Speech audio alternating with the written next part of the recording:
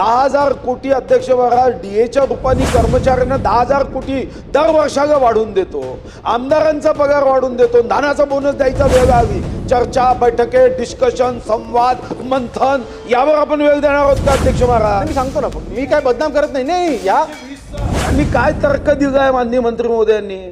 ते म्हणतात की 2022-23 मध्ये जेव्हा प्रोत्साहन दिलं तेव्हा 1,50,75,402.43 क्विंटल धान खरेदी झाला 823 कोटी. याचं कारण धान खरेदीशी याचा संबंध नाही, तरी 823 कोटी यासाठी झाली तेव्हा प्रोत्साहन राशी 15,000 होती, आता 20,000 झाली आहे. तर रक्कम 20,000 जागेवर वाढणार आहे. एक नंबर 2, धान उत्पादक शेतकऱ्यांचा आग्रह यासाठी होता जो आपण मान्यही केला. तुम्ही समजून घ्या की यामध्ये जबरदस्तीने जे धान भरडाई केली जायची त्याच्यामध्ये गडबड घोटाळा व्हायचा. मग असं ठरलं की हा जो ज्या पद्धतीचा डिस्ट्रेस सेल आहे अध्यक्ष महाराज, यामध्ये असणारी जो फरक आहे, कारण धान उत्पादक शेतकरी हा इतर सर्व शेतकऱ्यांमधला म्हणजे शेतकरी गरीब आहेच, हा अति गरीब धान उत्पादक शेतकरी आहे. कारण एकराला 25,000 ते 30,000 खर्च होतो आणि 1,000, 2,000, 5,000च्या प्रति त्याचं काही उत्पन्न नफा येऊ शकत नाही. सर्वात फाटका शेतकरी जर असेल तर तो धान उत्पादक आहे, म्हणून बोनस सुरू झाला. आता याच्यावर चर्चा करू, बैठक घेऊ हा विषय नाही. दुसरा अध्यक्ष महाराज की तुम्ही चुकीची माहिती सभागृहाला दिली की पहिले रक्कम कमी होती, तर ते 15,000 असेल तर रक्कम कमीच असणार आहे. आपण आता काय केलं अध्यक्ष महाराज, अतिशय सायंटिफिक पद्धत केली की धान विक्री करो अथवा न करो पोर्टलमध्ये नोंदणी करायची आणि ही नोंदणी करून त्यांना 20,000 रुपये हेक्टरी आपण दिलं तर अध्यक्ष महाराज जो गॅप आहे तो गॅप भरला जाईल. आणि शेतकऱ्यांसाठी हे पैसे देत नाही का अध्यक्ष महाराज? आपण 44,000 कोटी रुपये वर्षाला दरवर्षी आपण वेतन आयोगामध्ये वाढवतो. 10,000 कोटी अध्यक्ष महाराज डीएच्या रूपाने कर्मचाऱ्यांना 10,000 कोटी दर वर्षाला वाढवून देतो, आमदारांचा पगार वाढवून देतो, धानाचा बोनस द्यायचा वेळ आली, चर्चा बैठके डिस्कशन संवाद मंथन यावर आपण वेळ देणार आहोत का अध्यक्ष महाराज? आणि या अधिवेशनाची सुरुवात शेतकऱ्यांच्या हिताचा निर्णय घेऊन करायची आहे की अध्यक्ष महाराज फक्त बैठका घेऊ चर्चा करू? अध्यक्ष महाराज हे योग्य नाही. धान उत्पादक शेतकऱ्यांच्या बोनसचा निर्णय अपेक्षित आहे.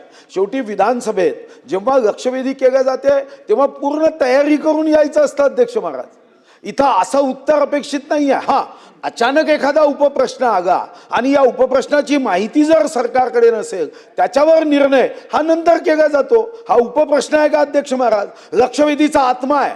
तुम्ही आत्म्यालाच उत्तर देताना जर असं उत्तर देता की आम्ही बैठक घेऊ नंतर सांगू तर संसदीय कामकाजाचा अवमान आहे, हा संविधानाचा अवमान आहे अध्यक्ष महाराज. तुम्हाला लक्षवेधी स्पष्ट भाषेत आहे की धान उत्पादक शेतकऱ्यांना बोनस द्यायचा की नाही द्यायचा, आणि याला लाजायचं काय? मी काय उखाणे घ्यायला सांगतोय का मंत्री महोदयांना? अरे तुम्ही स्पष्ट उत्तर द्या ना की धान बोनस आम्ही देणार, GR 2 दिवसात काढणार. मग याचा अर्थ काय आहे की तुम्ही अजूनपर्यंत कोणतीही तयारी 25 डिसेंबर 2025 पासून त्वरित कार्यवाही करावी असं म्हटल्यावर येत नाही.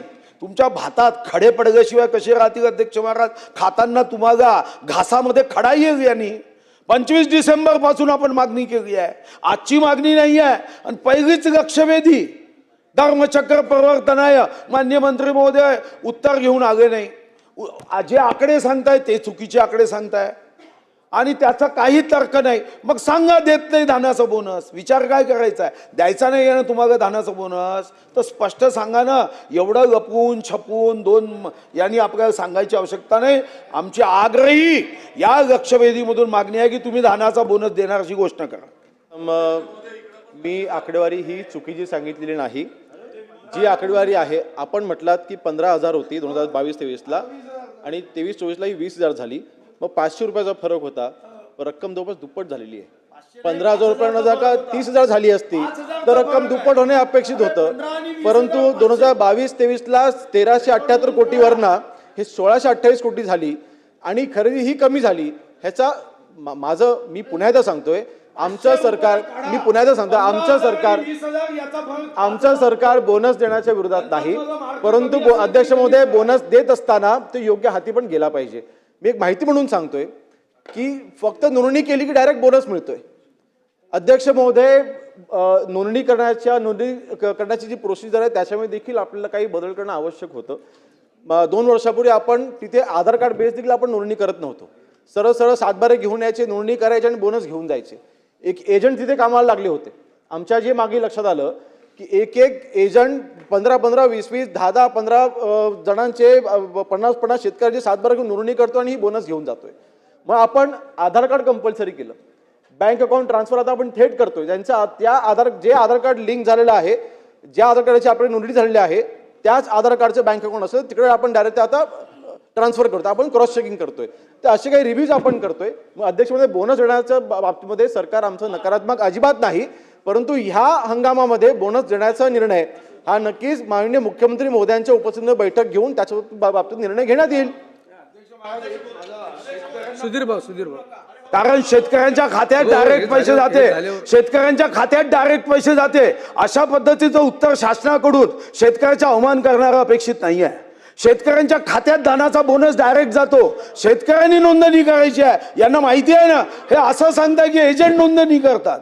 काय माहिती दिली जात आहे? अध्यक्ष महोदय, मी उदाहरण म्हणून सांगतोय एकच, मी शेतकऱ्यांना बदनाम करत नाहीये.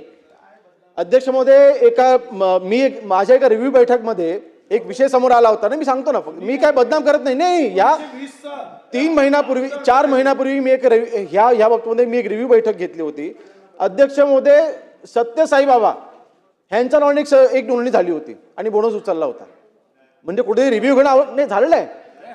अहो, बैठकीमध्ये आलेलं आहे. मी तुम्हाला उदाहरण देतो. अध्यक्ष महोदय, मी 100% चुकीचं मी असं म्हणत नाहीये, परंतु जे काही चुकीचं होते ते थांबवलं तर पाहिजे. जर का बोनस आपण शेतकऱ्यांना देतो ते शेतकऱ्यांपर्यंत पोहोचलं पाहिजे. त्याच्या नावाने जर का कोणी लुबाडत असेल तर ते देखील थांबवणं आवश्यक आहे. म्हणूनच आपण आधार कार्ड आता इंट्रोड्यूस केलेलं आहे. हे अगोदर व्हायचं, मी असं म्हणतोय.